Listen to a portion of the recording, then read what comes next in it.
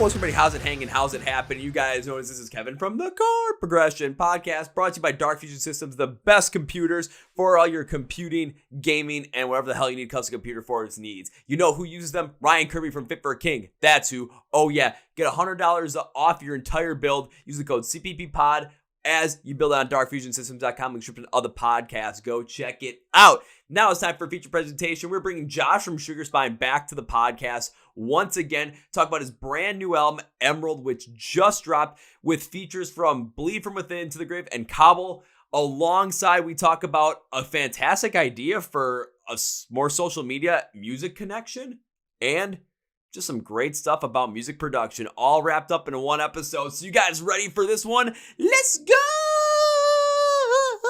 Yeah. Well, ladies and gentlemen, boys and girls, listeners of the Chord Progression Podcast. This person that is sitting next to me on this screen right here was on the podcast back in the summer of 2022. And now he reached out and said, hey, we got a brand new album coming out, which came out literally the day before we recorded this, called Emerald. And wanted to talk about it, wanted to catch up, and wanted to get more of you guys to know about it. And I said, well, that last episode was so much fun. We're running it right back again. So please welcome Josh from Sugar Spine back to the podcast. So Josh, welcome back, my man. Thank you so much, man. I remember that your introductions were also, they were always like so flattering, and this one has not changed. So thank you for having me once again. Oh, you're welcome, dude. The introductions are never going to change. If I can make it the most grand introduction I possibly can and make it seem like you guys are larger than life, yeah, I'm going to do it. Fuck yeah, man. I love that.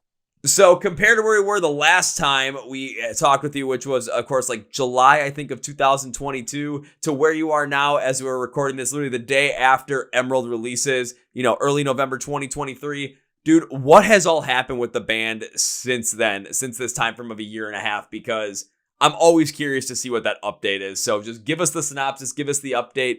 We got to hear it. For sure, man. I think the keyword now is band/we. When we spoke last, it was a solo project, and it was just, me grinding away, doing everything. So I produced Emerald. I wrote everything, did the guitars, bass. I only programmed drums, but did vocals as well. And then, but between then and I would say February of this year, it was a solo project. And then I finally came back to the Netherlands. So I live in Europe now. Instead of Australia. I got my visa, so I'm allowed to actually stay here and not be freaked out about where I'm going to be. And I started to look for people who could really bring the level of intensity and passion to the project that I needed. And lo and behold, I found three amazing dudes, three like the perfect fit, exactly what I needed. So since February, we've got a bassist, we've got a guitarist, we've got a drummer.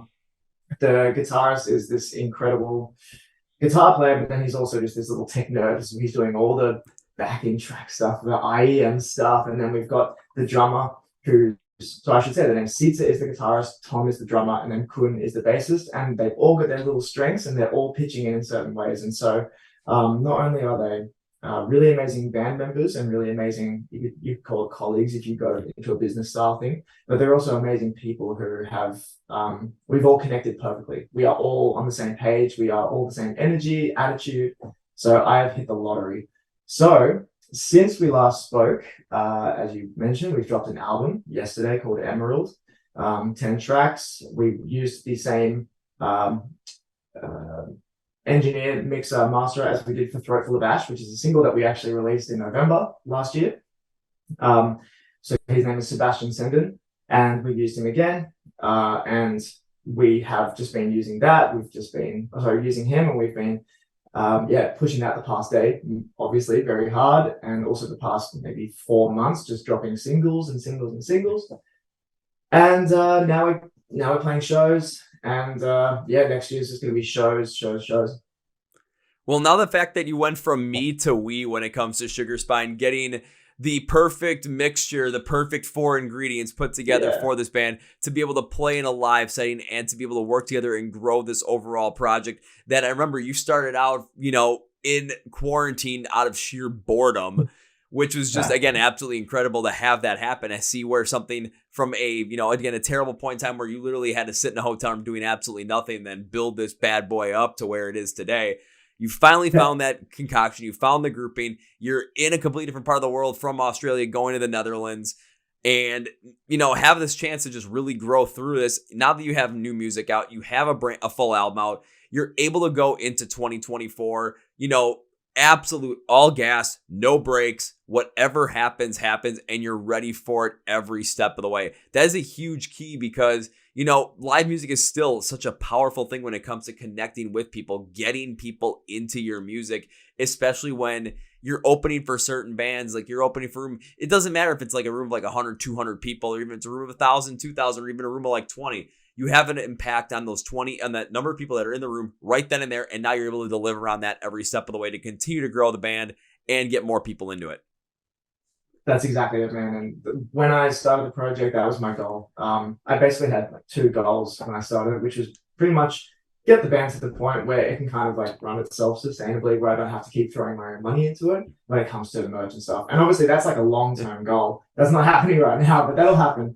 That's one goal. But then the other goal was to, get a band, like get a group together and start playing shows, open up for international bands that roll through town, play festivals, do a tour if we can get onto it, and just really enjoy that experience of playing live. Because it's been ages since I've been in a band that's played live, and it's always been an itch in the back of my neck kind of thing to really make it happen again. So it's a special experience, and I can't wait. Really can't wait. Yeah, and again, think about it again. The last time we talked, there was just you at that point. And then I think I even asked you, like, what's the next point? You're like, I got to find band members. We're going to go out on the road. We're going to do something like this. So that was going to be the next step in the process. And now that part is complete. And I absolutely understand where you're coming from as well, where you want this band to be at a point where it is sustainable on its own, where you don't have to take the money that you're making for yourself and put it into the band, have the band make its own money so that it can sustain itself. You can continue to grow on that, and you're not feeling like you're constantly getting in your personal finances put in the hole because band. Of course, you did say you understand it's a long way off, and that makes a lot of sense because that's every creative that goes through something like that. Band, artist, anything, myself included. I'm still not at the point where this podcast is self-sustaining, and it's been almost 5 years, but we keep going at it. Yeah, it's really just it's a labor of love. But I see the end goal, as you do, I'm sure, and I know how to get there. I just need to combine, I guess you could say, and like combine my passion with my motivation to hustle to get what I want. And so I'm just doing that. And it could be 5 years from now, it could be 10 years, but that's the goal. So we'll get there. It is the goal, but now again, you've already achieved some of the goals that you wanted to achieve to get to that point since we last talked. Full band, move to the Netherlands. You have the first album out now, and you're able to take on this point where in 2024 you're going to have this chance to be successful in doing that. So now my next question is kind of leading into that, so what's the actual plan going forward? Like, what are the steps you really are going to take to make sure that you can get to that end goal point? And what steps you can take in 2024 to make sure that, the band continues to grow, you continue to play live shows, and the money starts rolling in? Well, I think the first and most important step for me, I wouldn't even call it a step, I would call it an ongoing objective, is to ensure that everyone in the band is as happy and at home as possible. I don't want anyone to feel like their thoughts or their needs or their emotions or concerns are not being listened to. I'm really, really ambitious with what I want, but at the same time, I'm super in touch with what Tom, Sita, and Kun are after. So for me, nothing will happen unless we happen together. And so that's my nucleus of my objective, is to make sure that we are all moving forward as a complete unit. I guess the second thing is to really make sure that as a live performing group, which is why they're there, is that we're playing as hard as possible. So with in-ear monitors, making sure that we've got, we don't have to have like state-of-the-art gear, but just make sure that we have stuff that's like worth people's attention, not just some random shitty cab that's going to sound like absolute garbage. So we want to make sure that it's like good stuff, and luckily all these guys, they have their own equipment which they've been happy to bring over to the band. Tom is a fantastic drummer. He's got amazing stuff. And Sita, he's the one who came up with the whole IEM rack. He said, guys, I need you to buy this stuff so I can make this rack, and then it'll all be good. And I was like, okay, yeah, I'll buy this, and so is everyone else. with that requirement. So yeah, gear is making sure that we all play super tight, and we also put on a really impressive and professional performance, as well as making sure that we get off the stage in a very efficient and professional manner, because that's what also makes people happy. But then in general, it's just really making sure that we are as active on social media as we can. And I think the most important thing for us as well, it's not just posting, but it's also engaging with every single person who engages with us. So if it looks like there's 100 comments or 80 comments on our posts, it might be 40 people who have messaged us, but then it's us replying to every single one, because we want everyone to feel like their engagement towards us is valuable, and which it really is, because otherwise we're just releasing music into a vacuum. So yeah, engagement for us is really important, making sure we're actually making real connections. And I think after that, it's really just continuing to make music that we find authentic. If we just try and make the heaviest song, or we try and make the most emotional song, it doesn't, at least for me, it doesn't translate. I think being heavy or being emotional isn't the goal, it's the means. So as long as we're authentic with what we create and what we put out, then we can move forward knowing that what we have is powerful and it will resonate with people, because the emotion comes through. So yeah, I guess, like, to put it succinctly, making sure that we're all happy together, making sure that we put out sick content and talk with everybody, play really sick shows, and make some really fucking good music. And that's it.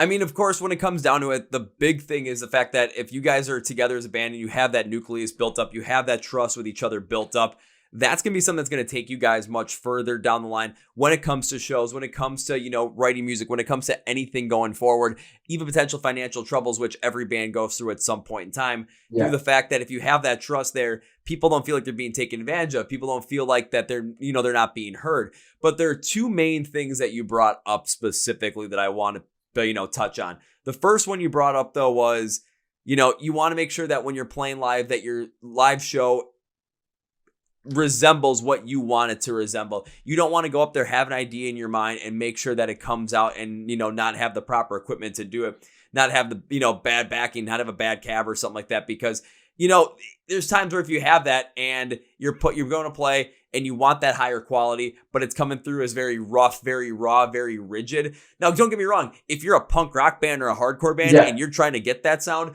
then fuck yeah, go and do it, because then you're still hitting on the absolute sound that you're trying to look for. But when it comes to you guys, when it comes to this metalcore, deathcore, just fast paced, sometimes get very melodic at times when you listen to Emerald, you want to have this certain production value, you want to have this certain sound value from the live setting that is going to make sure that your show and your music hits people the way you want it to, so that they can connect with you as the band on a more personal level. And if you want to make sure that you're going to try and compete with the big boys, you got to make sure that you're able to sound like, you have the sound quality of those big boys, because if you're not, then, from a fan standpoint, you're going to be going through and it's like, okay, I'm going to be listening to your band and your sound quality might be down here, but then the next band after you might be at the same, size as you want, if we look at different metrics, but their sound is up here. Who's going to be the one that I'm going to remember for the positive? I might remember this one for the positive, but I'll always remember the bad sound that was put out from a band that didn't have good sound, and it sticks in your brain and it keeps going forward. That's just human nature. We tend to remember the negatives more than the positives. The social media side of things is another huge one as well, because of course social media is such a big thing in the world. I mean, it's been a big thing in the world, especially music, ever since MySpace came out, ever since. And the bands that are continually able to connect, react, and comment back on other people to make them, connected with the band more, have this bigger trust with the band, and know that, hey, I'm getting a comment back, this is cool.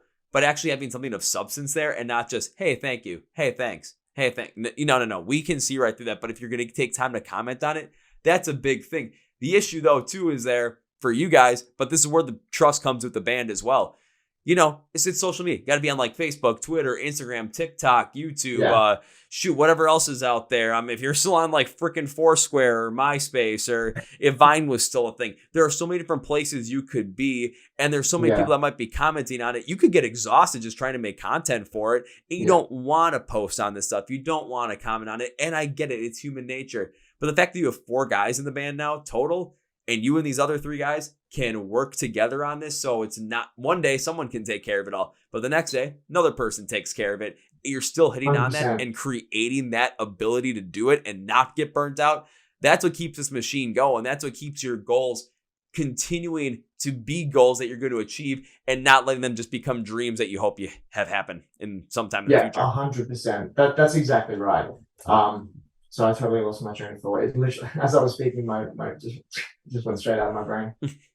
The engagement is so important to us, and sorry, came back. And then burning yourself out, posting on all these platforms, it does get really tiring. And like we barely use TikTok, honestly.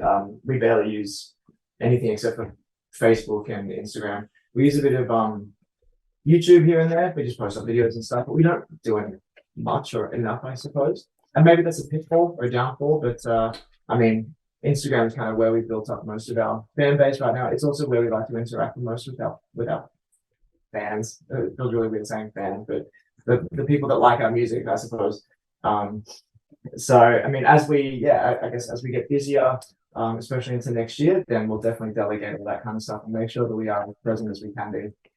Oh, understandable. And when it comes to TikTok, too, TikTok's such a weird thing when it comes to music, because we've seen bands like Bad Omens, Sleep Token, Catch Your Breath really take that and really grow with that. But even my own personal experience when it comes to trying to grow the podcast on TikTok, the biggest issue I had was, I might get something that hits. I might get something that works as a single video. But then how does that translate to more people actually checking out your art, checking out your music? For me, checking out these episodes. On TikTok, for music, it can have a little bit more of that because, if you have a song that goes viral on there, people can take that song and you see the name of the song and the artist on the bottom. So you still have that remembrance in there. But even if you click on that, what happens is now you see all these other videos with that sound clip. You don't go to the artist, Spotify or their Apple Music page or the YouTube video for that song and get to listen to it fully right then and there. You have to go off the platform, and there's no easy way for for that to go off of TikTok or for TikTok to incentivize you to go off of it to go to somewhere else to support these artists to get to that spot. That's where I found out, and that's why I jumped off it, because it just wasn't working. But when it comes to music, you still have the fact that people might consistently see your name, see the band, see the name of the song, and then if they see it enough, remember it, jump off, go to Spotify, add it to a playlist, and then now you've got another fan continuing to grow from there. That's exactly it, and that's what you touched on, is the fact that you can't actually go off the app to a Spotify account or to a Apple Music account, and that's deliberate. Why would TikTok provide a link to get you away from their app, or why would Instagram do that? There's no reason. They want you to get further and further into their rabbit hole, and I mean, business wise, that makes perfect sense. Like, why would you send someone away from your website? That's not how it works. But it is frustrating because you can see someone like there's that ambient artist called One Heart who's got a really well known song at the moment out. Or even there's one called Vines right now, which is the song that I'm in love with. It's called Gossamer by Vines. I'm obsessed with it. And you have to go find it on the platform because, you click it. It's just like one or two videos that maybe went viral and that's it. But, I mean, it's frustrating. But if you like it enough, it's not that bad. It's like 5 thumb presses and then you're there. So it's okay. It's not that bad, but then again, we're dealing with humans in 2023 and going into 2024, where convenience is the utmost key, and the laziness, to take 5 thumb taps is not going to happen. It's something where I would love to see something where, for the artist perspective, where maybe like, one of these streaming services, whether it's Apple Music, whether it's Spotify, does some sort of partnership with TikTok where for all those songs that end up going popular, when you tap on that, it shows all the videos, but then there's something that has like the Spotify logo, so you can tap on that, you can tap on the Spotify logo and go immediately to the song. And that way, even though you're going off of TikTok specifically for that, at least there's a partnership in there between the two, so that financially in business sense, it makes sense for them.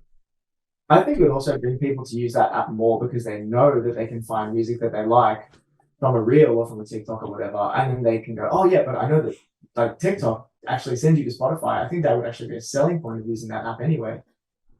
Did we just come up with a great idea that TikTok could possibly use and that would also help out artists at the exact same time? I think so. I think we should sell it to them. We can split 50-50. Dude, I'm fine with that. Anything. Right. I mean, that would be a potential big idea too. You know what? Fuck it. We're going to cut this up. I'm going to cut this and be like, I'm going to send to be like, have you guys thought about something like this? I feel like they probably did at some point, and then like, okay, what's not working about it? But come on, just you're seeing how big your platform is for music. And when it comes to social media, think about this. We had MySpace, then we had Facebook, then Twitter and Instagram were the big thing, then Vine, then it moved over to TikTok, and TikTok's been pretty big, especially since the pandemic hit.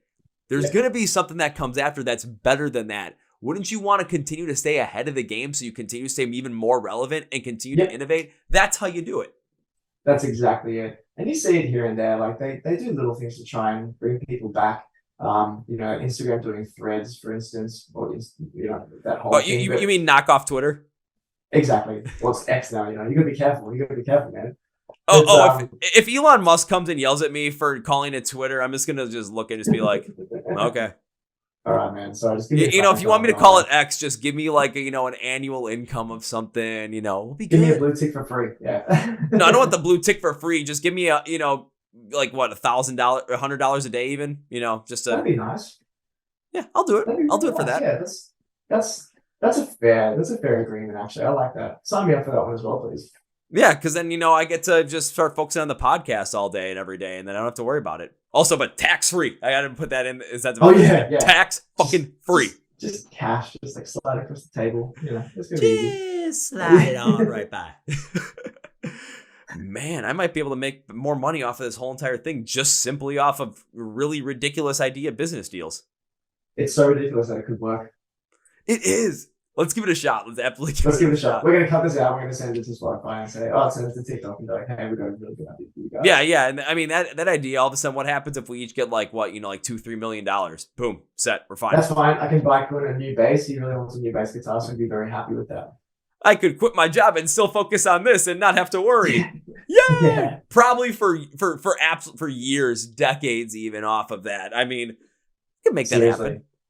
Love that. That'd be nice. Unless if I would all, go to Vegas and put it all on, put it all on 17 black.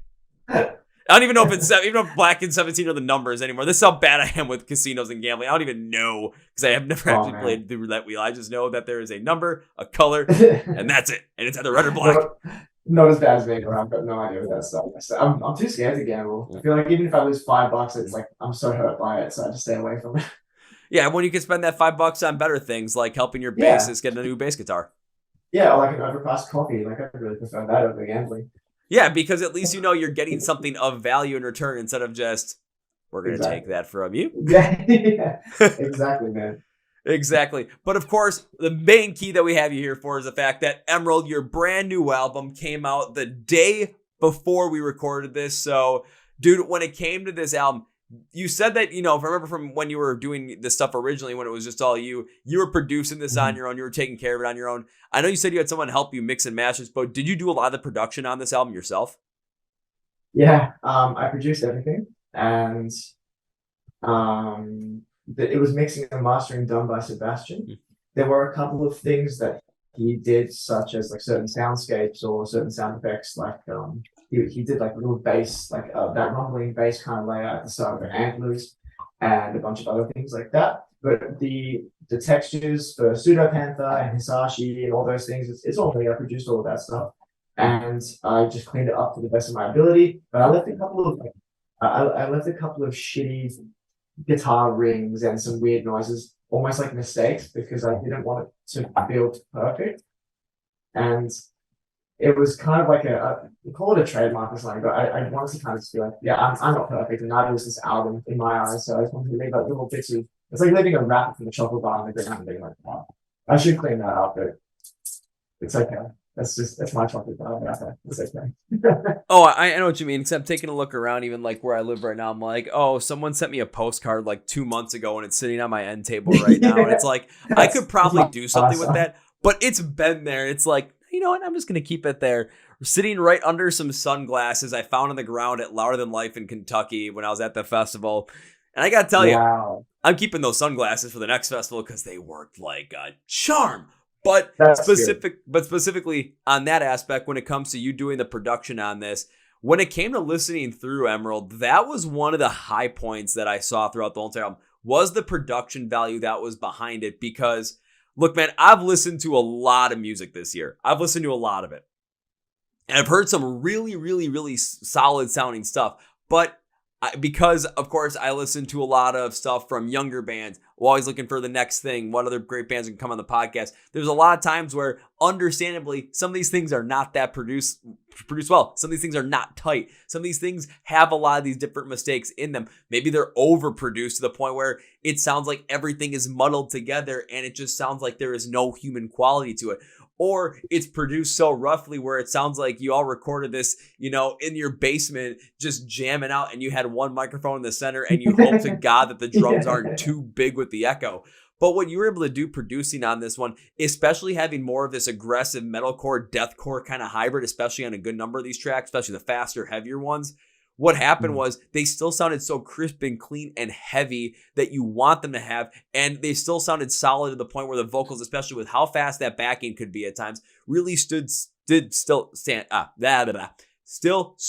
out consistently to where it's not getting lost in the shuffle too much. It's not getting overdone because the backing is too loud or it's too aggressive or it's too amplified. The other key of it too is putting those little mistakes in there as well. Those mistakes help do two things if you do them right. One, it does keep that human element in the production side of it, so you're not missing out. And two, if we hear a little like crazy, like guitar, like, you hit the wrong note or something, or you just like slid a little bit on it, I'm thinking about this. How cool is that in a live setting? And that's such a little bit of a trademark that gets put into those songs. It just adds a little bit more of this specialty to it. Yeah, and I mean, firstly, thank you a ton for that. I really appreciate how you say it, and that's kind of what I was going for. It's really just trying to make it sound as authentic as possible. And those little things, it's like even just between chugs, if there's like a little bong on a string or something, it's like I'm gonna leave that in because that's human. It's not just perfect, perfect produced stuff the whole time. And then even with the Light of an Oncoming Train, there's this part where I clear my throat before the final thing, and I was just thinking, yeah, it's real. Like that's like a real thing. And so yeah, it was really important for me to do that. And then when it comes to the actual like the mix itself, I have to give all the credit to Sebastian because he was so passionate with this project as well. When he did Throat Full of Ash, that was the first single that we did together. And I just said to him, make it aggressive, make it sound like an explosion. I want it to sound like the world's ending and all that kind of stuff. And he said, yeah, okay, watch this. And he sent it back to me and I went, okay, you can have everything I make from now on. And when I sent him Emerald, he was able to do that with the aggressive songs, but then he also got a little bit further back for the softer songs, the more, what you call it, emo, the more melodic songs. And that attention to detail is what makes it so powerful and so authentic. He's a fantastic producer, also a fantastic engineer and masterer. He worked underneath Nolly for a good amount of time, so he knowledge a lot of stuff that he does.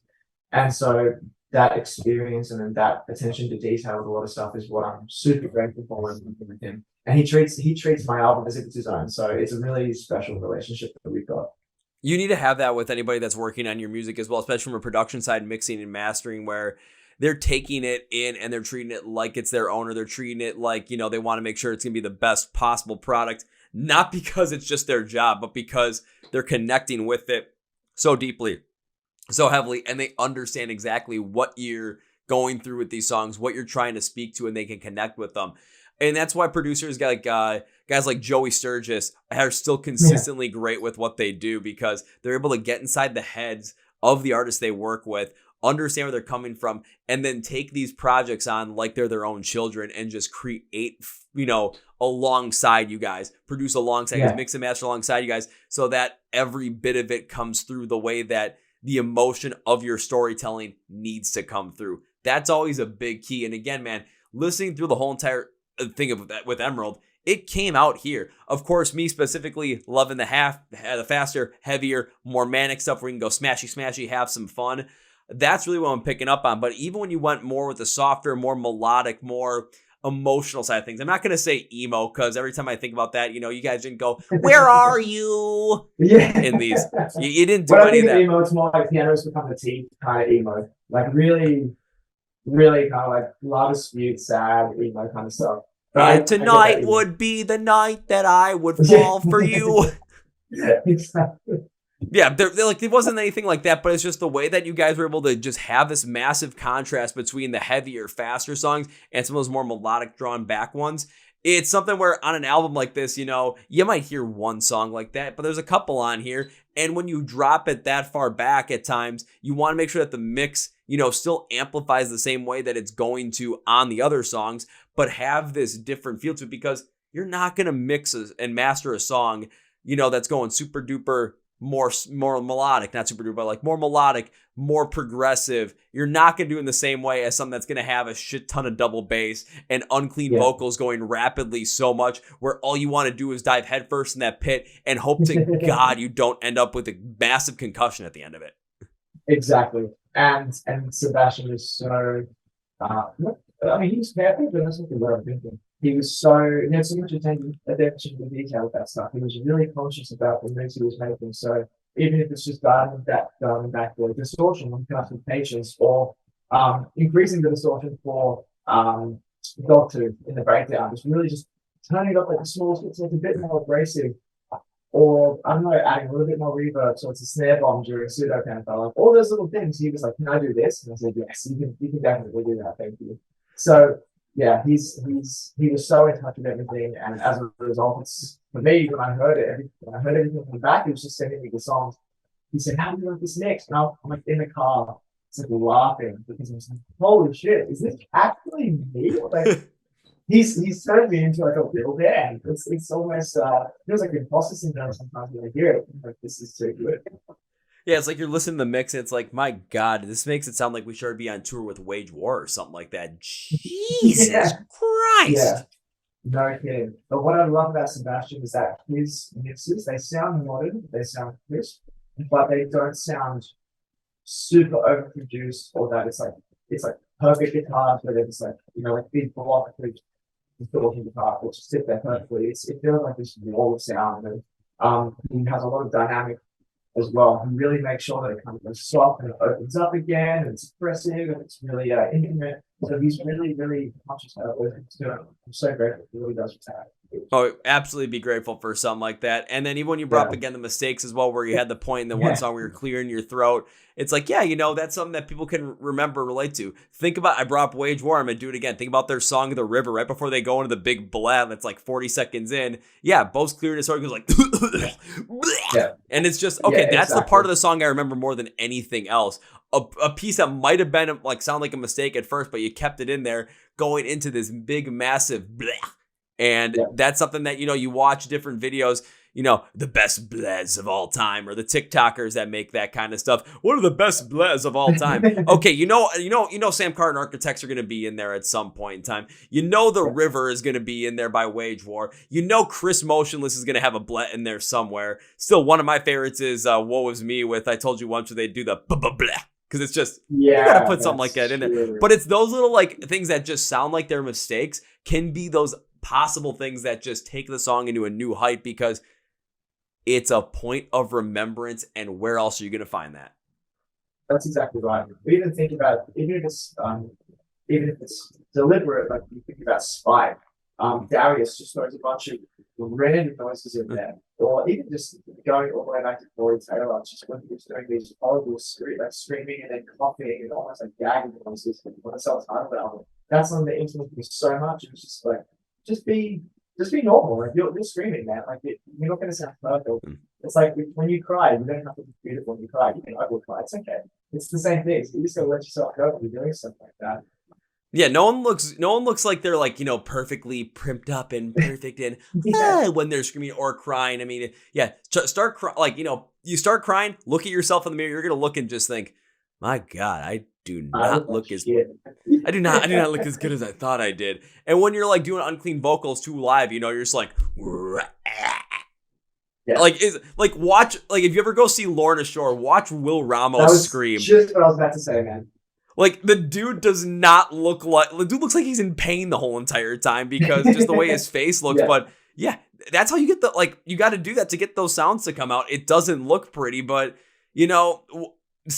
when it comes to hard work really never is pretty. So gotta make sense. And you're not going there to watch Will be a model on stage. You're going there to be what he does best. And when he does his tunnel vocals, yeah, he's great. He kind of like flattens up. He looks a bit like an earthworm, but so does most other vocalists when they're doing low stuff because they're dropping their chin down, they're getting all lower and whatever, and it's just part of what happens. And even guitarists when they do a solo, sometimes they put the most ridiculous faces, but that's okay. Man. This is why they're good at what they do because they're focusing so much that they don't care what they look like, and that's an important thing.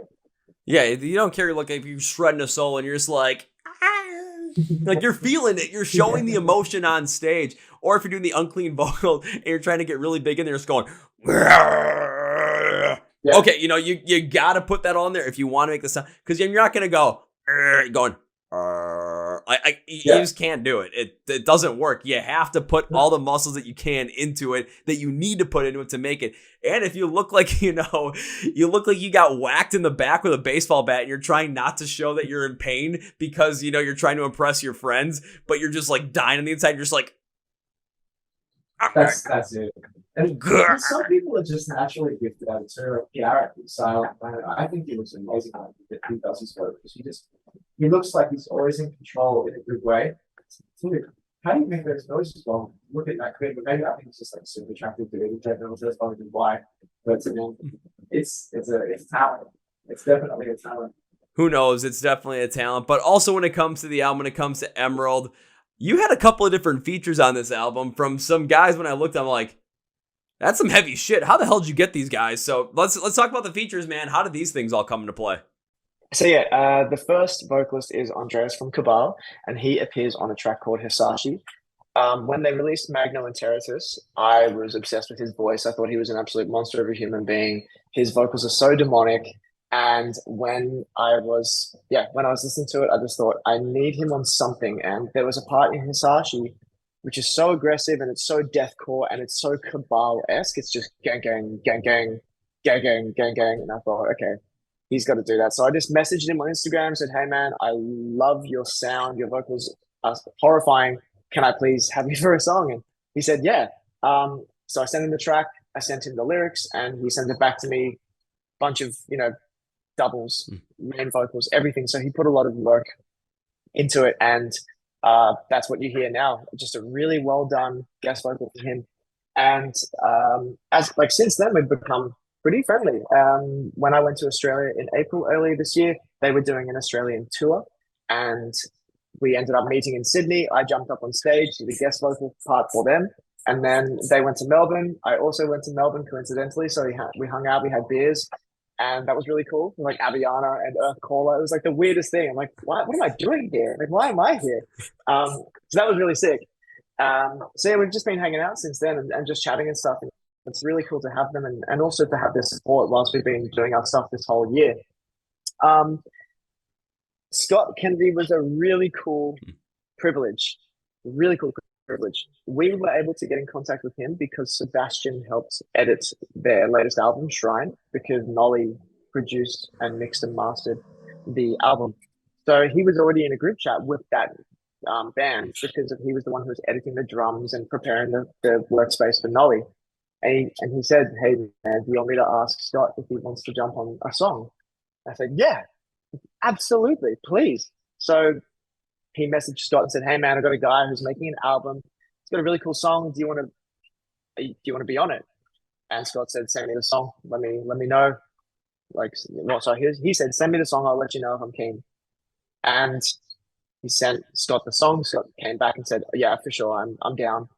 And I was like, holy shit. So I messaged him privately or personally. And I said, hey, Scott, thank you so much for being interested in being on this song. This is really cool. Like, it's a privilege. And he just came back saying, yeah, dude, my pleasure. It's a really cool song. I'm stoked to be on it. And then he sent me his part. The rest is history. And same with Dane from To The Grave. I've known Simon, who's the drummer of To The Grave, for about 10 years already because we grew up in the same metal scene together in Sydney. And so I messaged him and said, hey, man, you're playing in Amsterdam. I live really close. Let's hang out. And it was Tilburg, but whatever. It's all the same here. I said, let's hang out. So we ended up catching up. And then I met Dane, rest of the boys. And Dane and I were talking about rap music and deathcore and everything back in like the MySpace days as well. And I said, dude, can I have you on a song? He was like, yeah, send me the track. I'm on. and did the same thing. He sends us the vocals back, and rest is history, man. So I was super lucky. I was also just, I guess, I was just shooting my shots, and I got them. So really stoked with how it all turned out. Hey, you got to shoot your shots if you get a chance at it. It makes a lot of sense. I still remember when I saw you post about the fact that, you had Scott Kenny from Bleed From Within feature, and then you were going to do something online with him, like some sort of like, talk with him, interview type thing. Dude, when I saw that, I'm like, you got to be, when I saw, I'm like, who the hell got this? Because I put in a request to try and get Bleed From Within, because I'm like, after seeing them out in tour this year, I'm like, I want to give it a shot. I didn't get rejected. It was, let's wait until they have new music coming out, which I understand. I totally understand. And then I saw, I'm like, who the hell is getting this? And I'm not. All of a sudden I saw it was you. I'm like, this is the second time, Josh. What the hell? And then I saw it was on the album. I'm like, oh, that makes now I'm like, now it's a different story. Now this makes more sense. But it was just too funny. So I'm like, I still remember the last one. I'm like, you gotta be kidding me, man. I was honestly, man, it was such a, I mean, you could say lucky, but it was also just such an awesome opportunity to have him, because when he was already on the song, we just kept on talking. Said, man, this is so cool. Thank you again. And he gave me like a lot of, I guess, insight into the song, and he was just really supportive of Sugar Spine in general.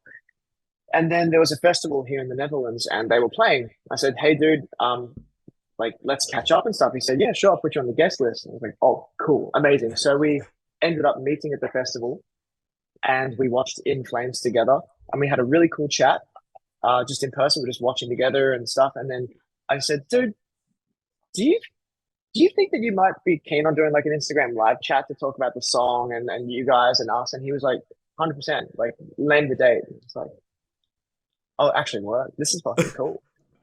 Okay. So I said, okay, November or whenever it was, like October 2nd or something, Tuesday night, 7 o'clock. He said, I'll be there.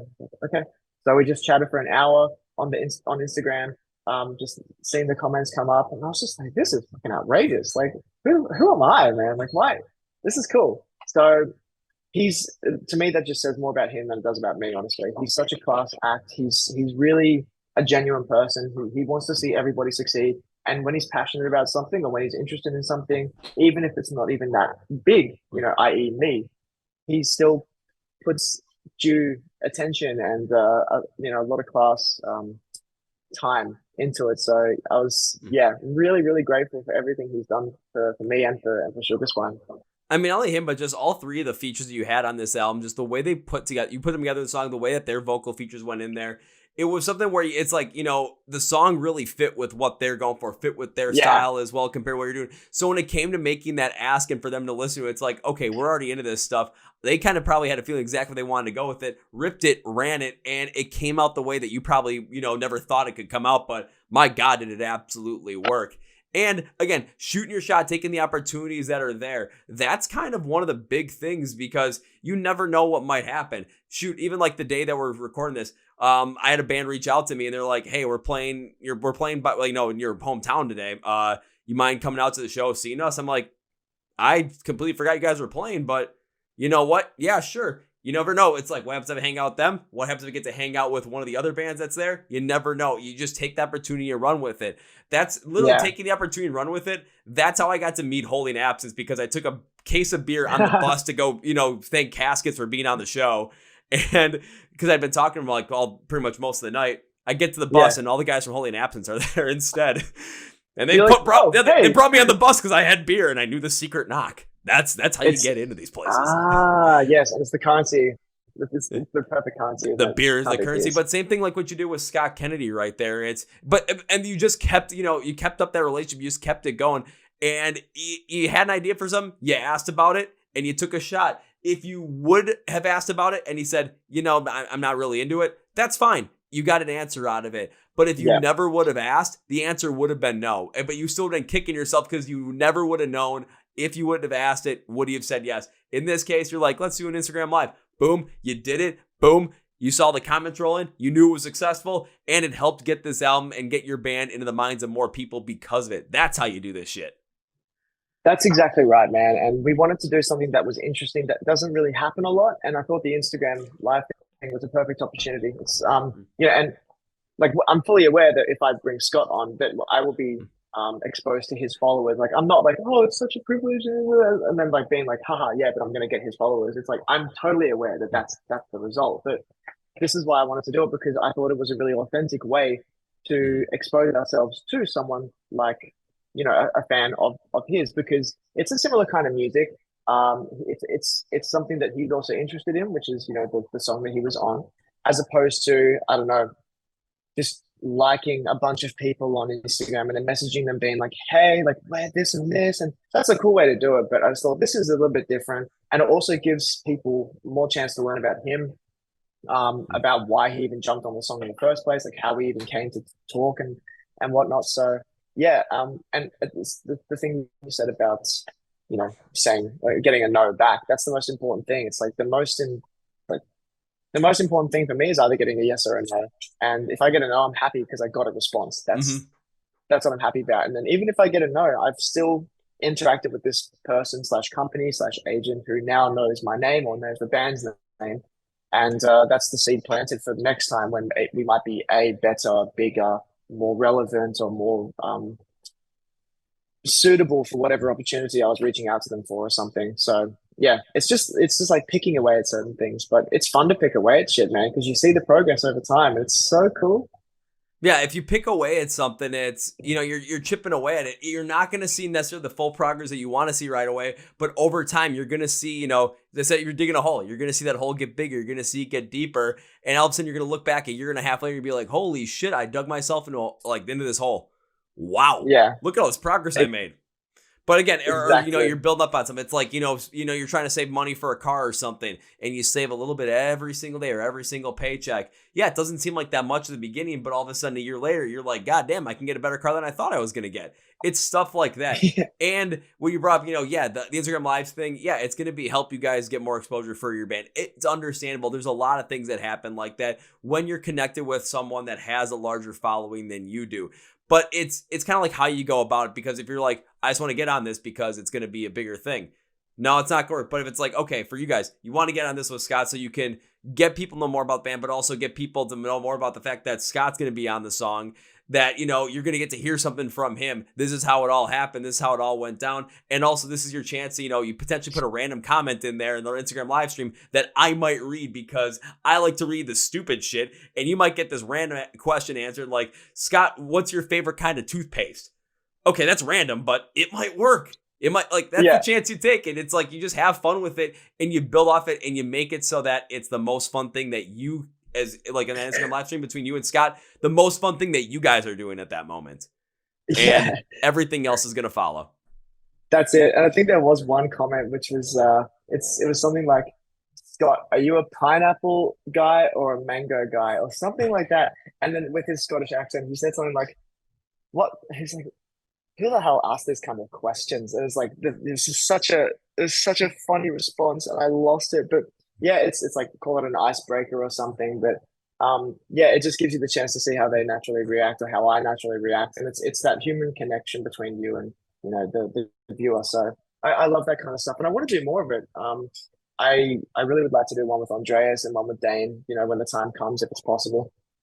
Or even with Sebastian, just whoever, Man, just ask it. You never know what might happen. I mean, you might get an answer. I mean, I wish the answer from Scott at that point would have been, we don't have pineapples and mangoes in fucking Scotland. What do you think? Yeah, no kidding. It's very true. We don't have fruit here. We have rain. That's what we have. Whiskey. Rain. Lots of Scotch whiskey. Lots of Scotch. Lots of rain. All right, Josh, I got one more question before we wrap this up. And it's something I love to ask everybody ever since came up with the idea about 2.5 months ago.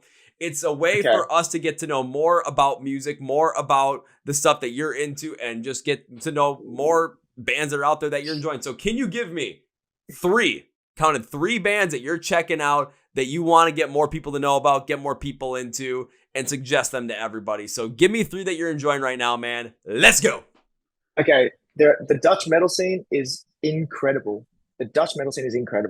So the first band straight off the bat is called Torn from Oblivion. These are 5 young boys who make incredible deathcore music. They're like in their, I think, early 20s. They play gigs all the time. They've already played Jera on Air, which is a massive festival in the Netherlands. They are Am I allowed to say this? I don't know if I'm allowed to say this, but it's about a show that they're playing in the near future. I don't know if they've announced it just yet. But Torn from Oblivion, they did an EP, a split EP with the next band I want to talk about, which is Changing Tides, and the EP is called Convergence. These two Dutch bands are fantastic, and they're also the first two groups of people who welcomed me with open arms into the Dutch metal scene. So those two bands specifically. And then the third band is Braces, super heavy, like hardcore / deathcore. They just opened for D's Nuts in Rotterdam, and the vocalist Tom is a monster. Bas, the guitarist, is a weapon. They're fantastic. I think Bas is actually in both Changing Tides and Braces as well. It's a very, I don't want to call it incestuous, but everyone's kind of got like one or two bands in this scene. It's really funny. But yeah, those three bands, check them out, because it's not just because they're my mates, but they make insanely good music. So that's the point about that whole entire segment is, I want to know about more bands. I want to get more people to know about more bands. And that's what we learned about the fact that, I learned the fact that there's a huge Canadian hardcore scene right now. So that's how I learned about that. That's how I learned about the fact that now there's a Dutch metal scene that's freaking nuts. Now I'm like, that's how we get to know about this stuff. So I always ask about it, and I love hearing the responses, even if there is, like you said, little band on band incestuous where you have some band members. It's like you're part of 2 or 3 bands. It's all, as Dominic Toretto would say, it's all about family. It's really tight knit here, but it's good because there's so much support, man. It's outrageous how much support there is. Hey, we need that kind of support, because you get that kind of support, and then your metal scene grows, and then as bands do better, other bands start picking up, and the fans get behind it, and you get this metal scenes that pop up like, where you're from, the Australian metal scene, and just see how much great quality is coming out there. Let's get more of that shit to happen. So Josh, as we bring this podcast to its conclusion, one thing I'd like to do is give you, my friend, a chance to do whatever you want to say, plug for a plug, promote for promote at the end of the episode. So my friend, the floor is yours. Okie dokie. So yes, please go listen to Sugar Spine's debut album, Emerald, released yesterday, November 3rd. It's available on all streaming platforms, on Spotify, Apple Music, Tidal, YouTube, blah, blah, blah. It's on Bandcamp. If you feel like sending us some cash for that, please, go buy the album. That's really cool. We've got merch as well on our website. I think it's sugarspine.bigcartel.com or something like that. So please go buy some cool shit. We are playing, for all the Dutch people who listen to this podcast, we are playing a show on the 24th of November, Musicon in The Hague. So please come party with us and listen to all your local bands. The big bands have enough listeners. Go listen to all your local bands. That's a perfect way to say it. Go listen to all your local bands, because that's how we get and become the big bands. Now it's time for this podcast with 3 things. First things first, Sugar Spine, brand new album Emerald is out now. Just talked about a show that's being played on the 24th as well. And you want to get to know more about how cool these guys are, how cool this stuff is, and not miss out on any of it. So this is what you're going to do. You're going to let me be your own personal Google right here. Go to script for the podcast, which is Find Sugar Spine online, links and labels for social media, YouTube, where you can stream Emerald, where you can listen to music, where you can get their tickets for live shows, and where you can follow along with them and not miss out on a beat of anything they have, and get some merch as well and support them on a financial standpoint. All going to be down there for you, so go and check it out. Go make sure to follow along with them so you do not miss out on anything. I'm making it easy for you guys. Just click the link and go. Now it's time for number 2. Josh, last time you were on the podcast, I remember I said I enjoyed it so much that I made you a promise of the first time I get to see you perform live, whenever that is, that the first round's on me. Sir, it's now first 2 rounds. I like that. And when it happens, I hope to God that it's in the Netherlands, because I really, really want to go back. Dude, come and hang out. We've got places for you to stay and everything. It's going to be cool. No worries. Hell yeah. We're going to stay, we're going to mosh, and we're going to do stupid shit. Yeah. We're going to do lots of stupid shit. I'm down. I'm so down. Hell yeah. We're going to do stupid shit with a Dutch metal scene. That sounds like a great podcast series right there. I'm down. I'm ready for it. 100%. Sign me up. Perfect. All right. Now it's time for number 3, Josh. As we bring this podcast to conclusion, I cannot end by saying goodbye because of your second time on the podcast. There will be a third. I have to make good on that promise as well. So goodbye is too final, my friend. This is, I'll see you later. See you later. Ooh, well, folks, this is my interview with Josh from the band Sugar Spine. And now it is time for Kevin's final thought. And I'm going to jump into the final thought being about Josh getting these features on the album. And where, he took the chances, he took the risks on them and reached out to try and get this to happen. And I think about it as well from the podcast side. Think about some of the guests we've had on this year alone. Steel Panther, Voice of Bachapra, Seven Dust, From Ashes to New, Dayshell. I'm probably missing a bunch in there that I probably could put on this as well. Getting Lucas from Holding Absence on there, which was something I really, really, really wanted to do. Adelita's Way, Drowning Pool, getting Matt from Caskets back on. There are so many here. Woe Is Me even. There's Joey Sturgis. That was one I was forgetting. Joey Sturgis. August Burns Red. Think about all those bands I just mentioned. The Word Alive, getting Telly on here. What was one of the big reasons why we got these bands on here? It's because we took that chance. It's because we asked. And if I wouldn't have done anything, if I wouldn't have asked, wouldn't have done the research, wouldn't have tried, the answer definitely would have been no, but I never know what the answer would have been had I asked. I've asked for some interviews, I've asked for some bands, and they've said no, which is fine. I know. But they never shut the door. They're like, no, not at this time. Okay, that means I have more work to do. But at least I know what the answer is. If the answer is yes, then we're going for it. Similar to what Josh did here. And it kind of gives a lot of upcoming bands just new perspective in terms of what you can possibly do. It's just give it a shot. Give something a try. Do your research. Do your due diligence. Give it a shot. You never know what might happen. You want to get a feature on your album? Give it a shot. Just see what happens. Reach out to the best possible channel. And if you get a no, you get a no, whatever. But then if you get a yes, perfect, then you go forward with it. You see what happens. You try and put yourself in those positions, puts you in a place where you can potentially get something to happen and start building up on it. And if you build up on them, spot by spot by spot, it's like building blocks. You get more people to come to you. You get more people to check out your album. You get more people to check out your band, and it continues to grow. It's just stuff like that. And it's just basically, I think, was it Al Pacino in Any Given Sunday? It was like, and for football, it was like, it's the guy who is willing to die who's going to win that inch in any fight. But when it comes down to with the band, it's the people that are willing to go out and do whatever they can do are going to be the ones that get those opportunities because they're putting themselves in that position, and you should too. So make sure you follow along with Sugar Spine. Go to the description of the podcast. Links and labels for everything down there for them. So follow them, listen to Emerald, check out what he's all got. Let's go for it. Also, make sure you follow along with the Chord Progression Podcast on Facebook, Twitter, and Instagram. Hit the subscribe button right here to make sure you're subscribed to the YouTube channel. New episodes every single Tuesday and Thursday of the podcast, and reaction videos every single Friday. If you're on Spotify, Podcast, iHeart, or Amazon, hit that subscribe or follow button. Those episodes that come out Tuesday, Thursday are also available on audio stream as well. Hit the like button as well on the episode or on this video as well to help push it in the algorithm. Thank you, Josh. Thank you, everybody, for listening on that. No, that's going to be it for today, guys. Thank you for watching, listening to the Chord Progression Podcast.